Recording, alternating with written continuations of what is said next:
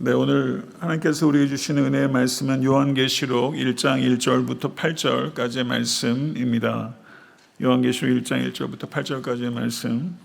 네, 다 같이 합독하도록 하겠습니다. 예수 그리스도의 계시라. 이는 하나님이 그에게 주사 반드시 속히 일어날 일들을 그 종들에게 보이시려고 그의 천사를 그종 요한에게 보내 알게 하신 것이라. 요한은 하나님의 말씀과 예수 그리스도의 증거 곧 자기가 본 것을 다 증언하였느니라. 이 예언의 말씀을 읽는 자와 듣는 자와 그 가운데 기록된 것을 지키는 자는 복이 있나니 때가 가까움이라. 요한은 아시아에 있는 7교회 편지하노니 이제도 계시고 전에도 계셨고 장차 오시리와 그의 보좌 앞에 있는 7영과 또 충성된 증인으로 죽은 자들 가운데서 먼저 나시고 땅의 임금들의 머리가 되신 예수 그리스도로 말미암아 은혜와 평강이 너에게 있기를 원하노라. 우리를 사랑하사 그의 피로 우리 죄에서 우리를 해방하시고 그의 아버지 하나님을 위하여 우리를 나라와 제사장으로 삼으신 그에게 영광과 능력이 세세토록 있기를 구하노라. 아멘. 볼지어다 그가 구름을 타고 오시리라. 각 사람이 그의 눈을 보겠고 그를 찌른 자들도 볼 것이요 땅에 있는 모든 족속이 그로 말미암아 애곡하리니 그러하리라. 아멘. 주 하나님이 이르시되 나는 알파와 오메가라. 이제도 있고 전에도 있었고 장차 올 자요 전능한 자라. 아멘.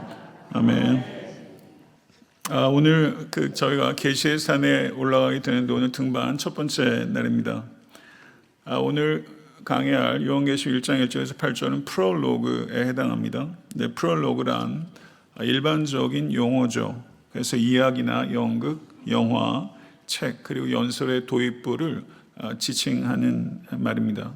그래서 본격적인 이야기가 전개되기 전에 이 프롤로그를 통해서 이야기의 배경이나 또는 본론부에서 전개하고 발전시켜 나갈 주제들을 미리 엿보게 함으로 인해서 읽는 독자들이 더 관심을 가지고 몰입할 수 있도록 하는 기능을 하는 것이다. 이렇게 볼 수 있겠습니다. 오늘 본 말씀은 4개의 소단락으로 나누어지는데 1장 1절부터 3절을 보게 되면 요한계시록의 저자 그리고 요한계시록을 집필한 목적 그리고 요한계시록의 내용을 말하고 있고 1장 4절부터 5절 상반절은 인사말 1장 5절 하반절과 6절은 영광송 영광송이라는 것은 닥살러지 송영이라고도 할 수 있습니다. 그리고 1장 7절부터 8절은 이 프롤로그의 요약이면서 강조라고 할 수 있습니다. 요한계시록의 전체의 구조와 그리고 문맥들을 이렇게 정확하게 말하기는 참 어렵습니다. 여기는 학자들 간에 전혀 일치가 이루어지지 않고 있습니다. 그래서 이 부분에 대해서 제가 성도님들께서 이해하려면 아무래도 구조적으로 이해해야 되기 때문에 제가 설교 도입부에는 이렇게 구조적으로 나누고 거기에 맞춰서 제가 본문의 흐름을 따라서 강해하고 강조하고자 합니다. 요한계시록이 시작되는 말은 예수 그리스도의 계시라 이렇게 시작되어 있습니다. 이것은 요한계시록의 타이틀에 해당하죠. 예수 그리스도의 계시라라고 했을 때 이것은 두 가지로 해석이 가능합니다. 예수 그리스도에 의한 계시, 예수 그리스도에 의한 계시, 예수 그리스도에 대한 계시 이 두 가지 의미가 여기 있는 것이죠. 요한계시록은 미래에 전개될 사건들을 계시하는 것은 사실입니다. 그러나 요한계시록의 진짜 핵심은 미래에 전개될 사건이 아니라 모든 사건들을 주관하시는 예수 그리스도입니다. 그래서 요한계시록의 핵심은 예수 그리스도입니다. 그래서 모든 말씀을 통해서 우리는 항상 예수 그리스도를 바라봐야 되는 것이죠. 이것이 해석적인 초점이라고 할 수 있습니다. 요한계시록의 신적 저자는 예수 그리스도이시며 요한은 인간 저자이고 계시의 수신자이며 계시의 기록자입니다. 1장 1절 하반절을 보게 되면 이는 하나님이 그에게 주사 반드시 속히 일어날 일들을 그 종들에게 보이시려고 그의 천사를 그 종 요한에게 보내어 알게 하신 것이라 이렇게 말씀하고 있습니다.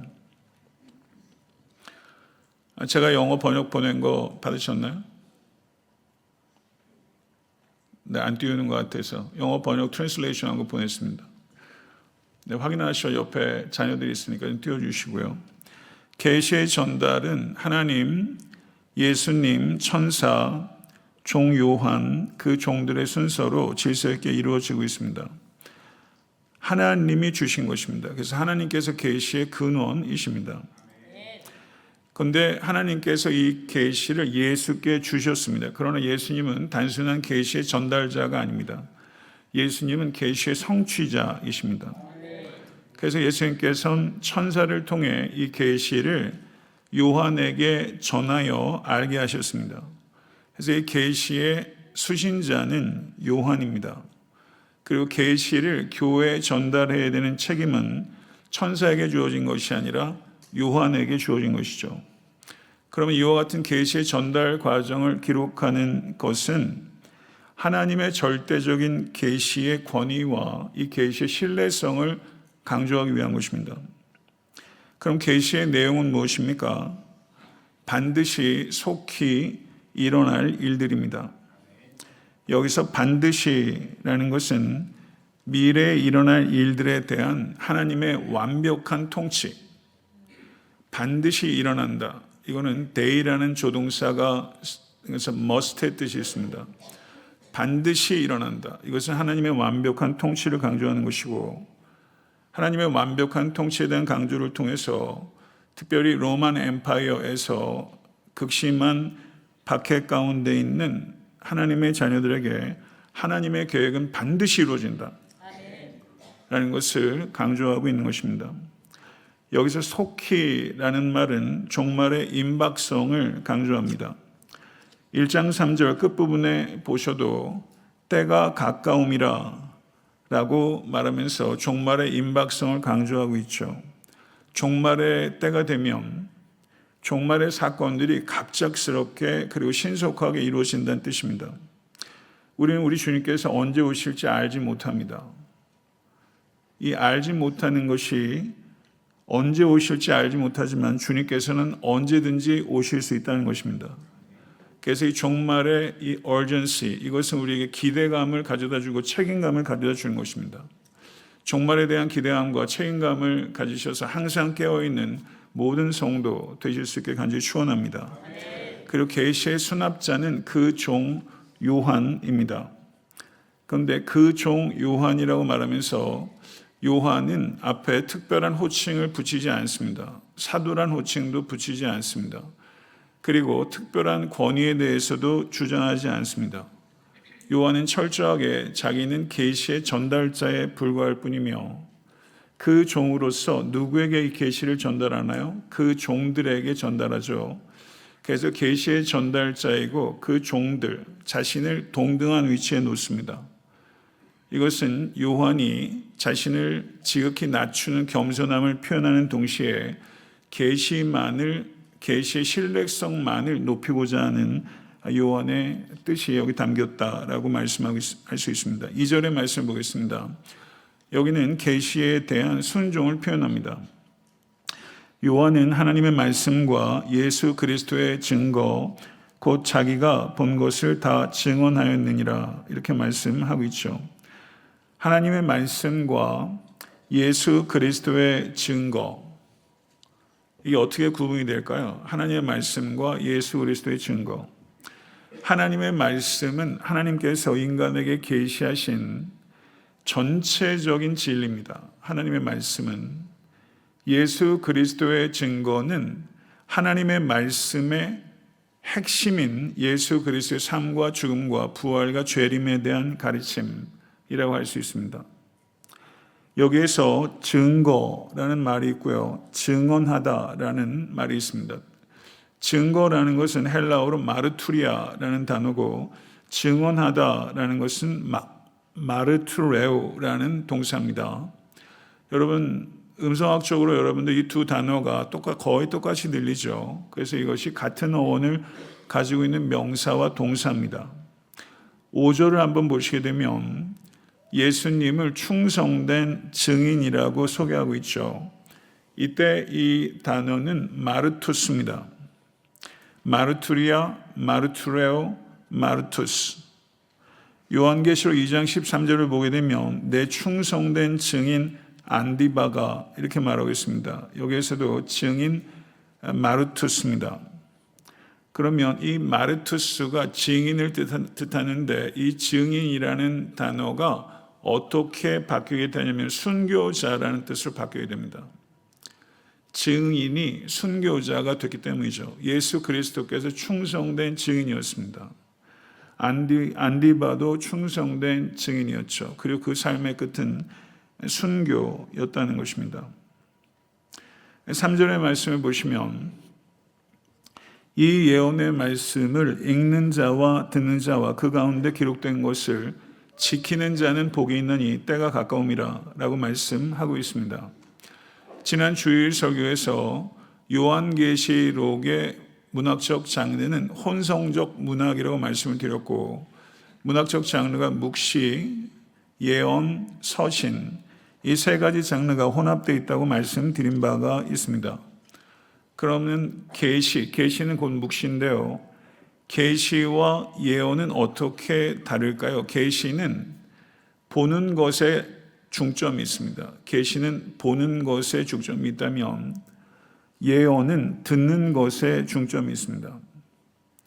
그래서 요한계시록은 묵시이자 예언인데 요한계시록에는 예언의 말씀이라는 표현이 5번 등장합니다. 오늘 1장 3절의 말씀, 22장 7절, 22장 10절, 18절, 19절.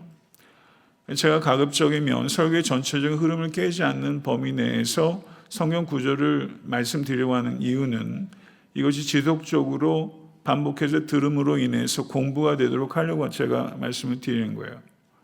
그래서 예언의 말씀이라는 표현이 요한계시록에 5번 등장합니다. 그런데 유진 피터슨 목사님께서는 이런 말을 했습니다.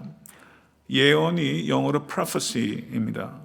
예언에 대한 가장 흔한 오해는 예언을 예측이라고 여기는 것입니다. 예측은 prediction이죠. 예언자는 미래를 점치는 점쟁이가 아닙니다. 예언에는 일부 예측의 요소가 있지만 한결같이 현재의 메시지를 시중두는 역할을 할 뿐입니다. 이렇게 말했어요. 예측과 예언은 다른 것이다. 근데 우리가 예언을 예측처럼 거의 대부분의 사람들이 생각하죠. 예측한다는 건 뭘 예측하냐면요. 기상예보 예측입니다. 경제 전망 예측이죠.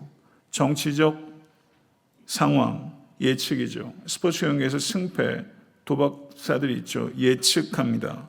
예측한다는 것은 가능성에 대한 이야기입니다. 여기는 예측은 불확실성이 있습니다. prophecy는 불확실성, 가능성에 대한 이야기가 아닙니다. prophecy는 확실성에 대한 것입니다. prophecy는 확실한 것입니다. 그래서 예언은 하나님의 약속입니다. 그래서 예언은 하나님께서 예언을 통해서 우리에게 회개를 촉구하시고 믿음을 견고하게 하시고 소망을 주시기 위해 하나님께서 우리에게 예언을 주셨죠. 저는 이 요한계시를 통해서 하나님의 예언의 말씀을 나에게 주신 레마의 말씀으로 받으신 역사가 이번 사순절을 통해서 나타날 수 있게 간절히 축원합니다. 그래서 예언을 주신 목적을 2가지로 요약해서 말하면 악에 빠진 자에게는 경고를, 위기에 빠진 자에게는 위로를 주기 위해서 하나님께서 예언을 우리에게 주신 거예요. 아멘. 그런데 3절 말씀을 끝부분을 보게 되면 3절에서 복이 있나니 때가 가까우니라 이렇게 말하죠. 여러분 요한계시록이 축복의 책이라는 것을 우리가 망각할 때가 있어요. 요한계시록은 축복의 책입니다.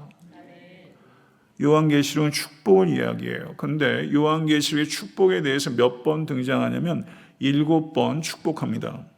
7이라는 숫자가 계속 반복되죠. 그러니까 7은 뭘 얘기하는 거죠? 완전수, 충만함과 완전함을 강조하는 것입니다. 그러면 여기에서 축복을 함으로 인해서 환난과 핍박 중에 있는 성도들을 향해서 하나님의 위로와 하나님의 약속을 이야기하는 것이죠. 끝까지 견딘 자에게는 하나님께서 궁극적인 영광과 보상을 주실 것이고 승리하게 될 것이다 라는 이 약속인 것이죠. 이 약속 꼭 붙드시는 모든 성도 되시길 간절히 축원합니다. 그러면 요한계시록에 축복이 몇 개가 있다고요? 7개. 예언의 말씀이라는 표현이 몇 번 있다고요? 5번. 훌륭하세요. 40일 끝난 다음에 우리 한번 시험을 한번 볼까요? 재밌을 것 같은데요. 네.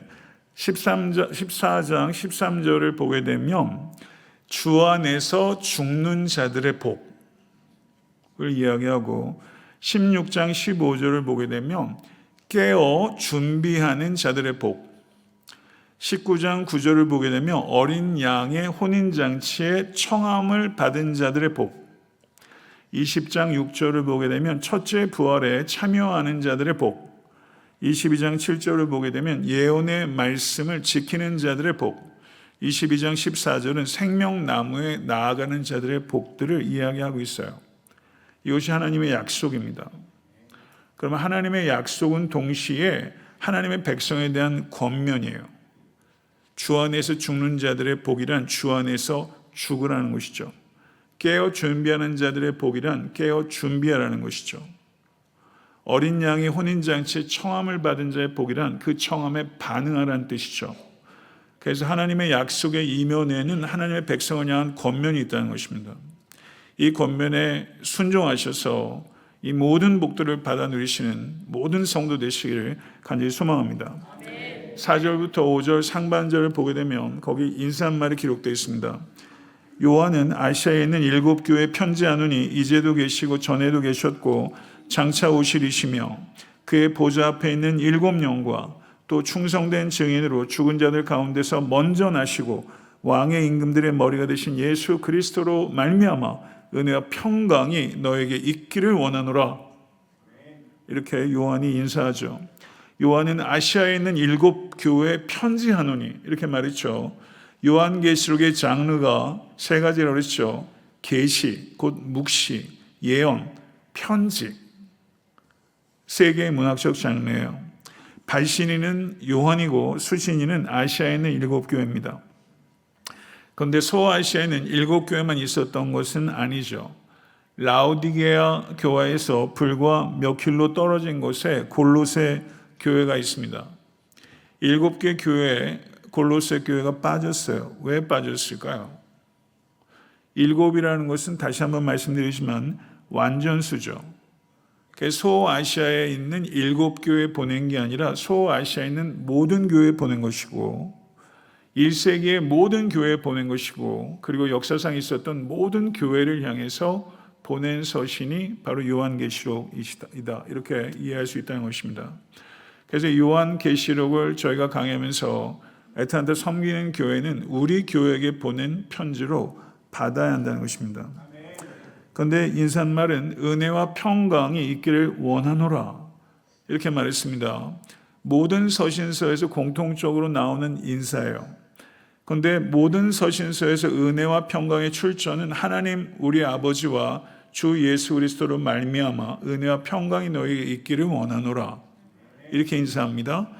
그런데 여기에서는 인사가 삼위일체 하나님으로부터 은혜와 평강이 출처한다 이렇게 말하고 있습니다. 그래서 다른 서신서와는 인사가 달라요. 성부 하나님은 어떤 분입니까? 4절 하반절을 보세요. 4절 하반절입니다. 이제도 계시고 전에도 계셨고 장차 오시리가 성부 하나님이십니다. 근데 똑같은 표현이 1장 8절에 반복되고 있고 그런데 그 외에 이런 표현이 4장 8절, 11장 17절, 16장 5절 그래서 모두 동일한 표현 혹은 유사한 표현이 5번 나타납니다. 그런데 순서의 차이가 있어요. 순서의 차이. 다른 곳을 보게 되면 거룩하다 거룩하다 거룩하다 주 하나님 곧 전능하신 이여 전에도 계셨고 이제도 계시고 장차 오실 이시라 이렇게 하면서 과거, 현재, 미래로 나아갑니다. 근데 오늘 본문을 보게 되면 이제도 계시고 전에도 계셨고 이렇게 말하면서 과거, 현재, 미래로 나가지 않고 현재를 먼저 얘기하고 과거를 이야기하고 있어요. 이렇게 현재를 먼저 이야기하고 과거를 얘기하는 게 1장 4절과 1장 8절 두 번입니다. 그럼 여기에 요한이 현재를 먼저 이야기한 의도가 있겠죠. 의도가 있는 것입니다. 그 의도가 뭘까요? 이제도 계시고 전에도 계셨고 현재를 먼저 이야기한 의도에 대해서 그랜트 오스본 박사는 이렇게 말했습니다. 아마도 비록 하나님께서 계시지 않는 것처럼 보이는 현재에도 하나님께서 계시며 그의 모든 권능으로 주관하고 계시다는 것을 강조하기 위해 현재를 먼저 이야기한 것이다. 사랑하는 성도 여러분, 이 자리에 계신 성도님들 삶 가운데 하나님이 계시지 않는 것 같은 현실을 뚫고 가신 분이 계실 거예요. 그런데 이제도 계신 하나님을 믿으실 진심을 축원합니다. 그런데 여기에서 또 하나 생각할 것은 이제도 계시고 전에도 계셨고 그러면 장차 계실 이렇게 표현해야 맞는 거죠. 계시고 계셨고 계실 장차 계실 그렇게 얘기를 해야 맞는 겁니다. 그런데 요한은 장차 계실이라고 말하지 않습니다. 장차 오실 장차 오실 하나님을 얘기하고 있어요. 여기는 분명히 의도가 있는 것이죠. 여기는 강조하는 게 있는 것이죠. 하나님이 미래에 단지 계실 것이다 라는 하나님의 존재 이야기하는 것을 뛰어넘어서 하나님께서 역사 속에서 결정적으로 개입하실 것이다. 장차 오실 것이다. 이렇게 말씀하고 있는 거예요. 여러분의 삶 가운데 이번 특별 사순절을 통해서 여러분의 삶 가운데 하나님께서 오시기를 축원합니다. 그런데 그의 보좌 앞에 있는 일곱 영에 대한 언급들이 요한계시록에 여러 번 등장하는데요. 일곱 천사들이라고 주장하는 사람들도 있습니다만은 여기에서는 일곱 영은 성령님으로 이해하는 것이 보다 타당합니다. 그럼 일곱 성령님이냐 그런 뜻은 아니고요. 성령님의 일곱 가지 완벽한 사역을 이야기하는 거예요. 성령님의 일곱 가지 완벽한 사역을 얘기하는 겁니다. 그 다음에 예수 그리스도께서 5장 상반절을 보세요. 제가 하나하나 최대한 간략하게 그러나 분명하게 설명을 하려고 하는 이유가 있어요. 그냥 듬성듬성 하게 되면 제가 여러분들이 줄 수 있는 건 임프레션이에요. 저는 임프레션 주려고 설교하는 거 아닙니다. 요한계시록을 이해하고 그리고 예수 그리스도를 만날 수 있도록 하기 위해서 지금 얘기를 하고 있는 거고요. 그래서 조금 설명적인 요소가 있다는 것을 설명하지 않고는 이게 이해가 되나요? 그러니까 여기서 보시게 되면 충성된 증인으로 죽은 자들 가운데서 먼저 나시고 땅의 임금들의 머리가 되셨습니다. 여기에서는 삼중적으로 예수 그리스도께서 누구신지를 설명합니다. 예수 그리스도께서 누구십니까? 예수 그리스도는 충성된 증인이십니다. 이것은 예수 그리스도께서 모든 증인들의 원형, 프로토타입이 됐다는 것이에요. 예수님은 먼저 나신이십니다. 이것은 예수님께서 부활의 첫 열매가 되사 그분과 함께 모든 주 안에서 잠든 자들이 일어나게 될 것이다 라는 것입니다. 믿으세요? 그리고 예수님은 땅의 임금들의 머리이십니다. 예수님은 모든 왕들 위에 계신 왕이라는 뜻입니다. 이것은 예수님의 절대적인 주권과 통치를 이야기하고 있는 것이죠. 예수님이 유일한 왕이며 예수님이 영원한 왕입니다. 하나님의 나라만이 영원한 나라입니다. 그러므로 우리는 누구에게 충성합니까? 로마의 시저에게 충성하지 않아요. 예수 그리스도께 충성하는 거예요. 세상 권세에 굴복하지 않습니다. 이런 의미가 이 안에 있다는 것이죠. 그 다음에 5절 하반절부터 6절은 영광성, 닥솔로지. 그런데 여기에서는 이 영광을 오직 예수 그리스도께만 드립니다. 예수 그리스도께만 드려지는 영광성이 요한계시록에 여러 차례 나와요. 이 영광성의 내용을 다시 한번 보십시다. 우리를 사랑하사 그의 피로 우리 죄에서 우리를 해방하시고 그의 아버지 하나님을 위하여 우리를 나라와 제사장으로 삼으신 그에게 영광과 능력이 세세토록 있기를 원하노라. 아멘. 제가 앞에서는 예수 그리스도께서 누구신가를 삼중적으로 선포했다고 그랬죠. 충성된 증인, 먼저 나시니 땅의 임금들의 머리. 이게 예수님이 누구신가에 대한 삼중적 설명이에요. 그런데 인사 뒤에는 예수 그리스도께서 무엇을 하셨는지에 대한 삼중적인 설명입니다. 예수 그리스도께서 무엇을 하셨어요? 사랑하사, 해방하시고, 삼으셨어요. 하나님께서 우리를 사랑하셨습니다. 하나님께서 우리를 사랑하시고 계십니다. 하나님께서 우리를 영원토록 사랑하실 것입니다. 아멘. 그래서 그의 피로 그 사랑이 확증된 거죠. 그의 피에 대한 언급이 요한계시록 19번 나와요. 그의 피로 우리가 해방된 거예요. 나라와 제사장으로 삼으셨다는 것은 교회를 온 세상을 위한 왕과 제사장으로 세우셨다는 거예요. 여러분을 왕과 제사장으로 세우셨다는 거예요. 믿으세요? 이게 무슨 뜻일까요? 우리가 이렇게 찬양을 많이 하잖아요. 왕과 제사장으로 세우셨다. 요한계시록 5장 10절을 보세요.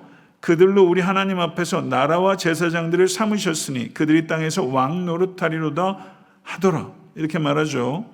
왕 노릇 하게 될 것입니다. 이것은 미래의 상황이에요. 그런데 우리가 예수 그리스도와 함께 다스리게 될 것입니다. 이게 미래의 상황인데 이것이 미래적으로만 있지 않아요. 현재적으로 와요. 우리는 죄된 세상 안에 살고 있습니다. 그러나 하나님의 통치가 이 땅에 임한 것입니다.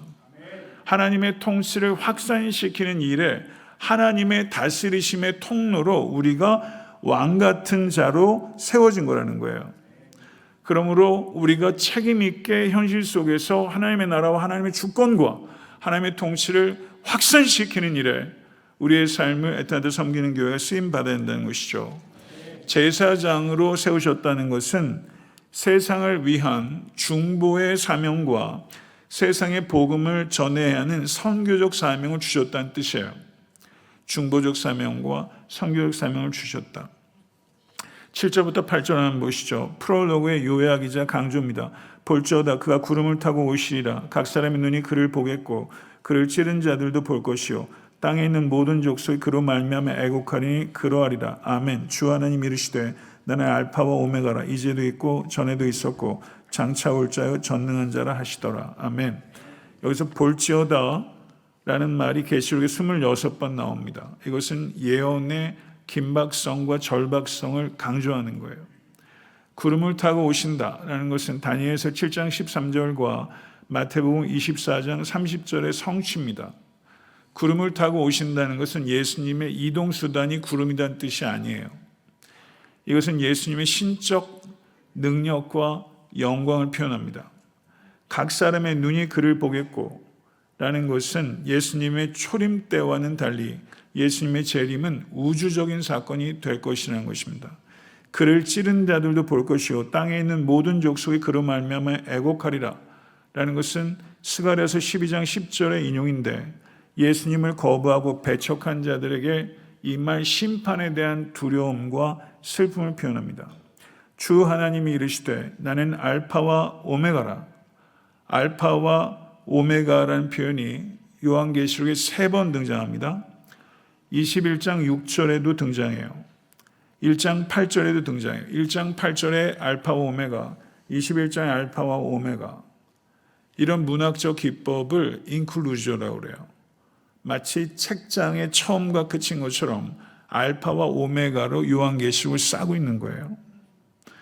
그런데 또 한 번 알파와 오메가라는 표현이 나옵니다. 22장 13절에요. 알파와 오메가라고 표현이 성부 하나님을 가르칠 때 2번, 성자 예수님을 가르칠 때 1번 쓰입니다. 그러니까 예수님이 누구예요? 하나님이시라는 거예요. 알파와 오메가. 성부 하나님과 성자 예수님의 동등성, 성부 하나님과 성자 예수님의 연합을 강조하는 것이 알파와 오메가죠. 알파는 첫 글자고 그리고 오메가는 마지막 글자예요. 그럼 between 알파 and 오메가는 어떻게 되는 거예요? 알파와 오메가 사이의 모든 것을 모든 시간을 주관하시는 주권자이시다. 아멘. 여러분의 삶의 알파와 오메가 그리고 그 중간에 있는 모든 삶의 상황들을 하나님께서 다스리고 계신 것이죠. 그래서 알파와 오메가라는 것은 하나님께서 시간의 주권자라는 뜻입니다. 전능자라는 말은 엘샤다이에 해당되는 헬라어입니다. 구약에서는 엘샤다이. 근데 신약에서는 전능자. 근데 전능자라는 표현이 신약 성경의 고린도후서의 요한계시록 밖에는 고린도후서에 딱 한 번 나와요. 고린도서 6장 18절. 그런데 요한계시록에는 전능자라는 표현이 9번 나옵니다. 그러니까 이 전능자라는 표현을 요한은 굉장히 의도적으로 즐겨 사용한 거죠. 그러면 요한계시록에 하나님을 전능자라고 표현한 것은 의도가 있죠. 뭘까요? 전능자는 로마의 황제가 아니라는 것입니다. 전능자는 하늘의 하나님이시라는 거예요. 이것을 진실로 믿으시길 간절히 축원합니다. 이제 프롤로그까지 첫 번째 등반을 마쳤는데요. 여러분 첫 번째 등반하면 아마 몸이 좀 뻐근하실 거예요. 머리에 쥐나시죠? 그러나 이렇게 하면 하나하나가 풀리잖아요. 첫 번째 등반인데 이제 뷰포인트만 제가 간략하게 좀 요약을 하겠습니다. 요한계시록에서 제가 이제 모든 설교의 뷰포인트를 여러분께 말씀을 드릴 거예요. 등반하는 것처럼 요한계시록에서 우리가 집중해야 하는 것은 미래의 사건이 아니라 모든 사건을 주관하시는 예수 그리스도입니다. 예언의 말씀은 미래에 대한 예측이 아니라 미래에 대한 요소가 있지만 현재를 위한 경고와 위로의 말씀입니다. 요한계시록은 낭망의 책이 아니라 7개의 축복이 포함되어 있는 소망의 책입니다. 요한계시록은 모든 교회를 향한 모든 교회를 위한 편지입니다. 그리고 은혜와 평강의 출처는 성삼위 하나님이십니다. 성부 하나님과 성자 예수님은 역사와 우주의 유일하고 영원한 주권자이십니다. 이분을 더욱더 사랑하고 이해하고 갈망하고 또 닮아가는 우리 모두가 될 수 있게 간절히 축원합니다. 기도하십시다.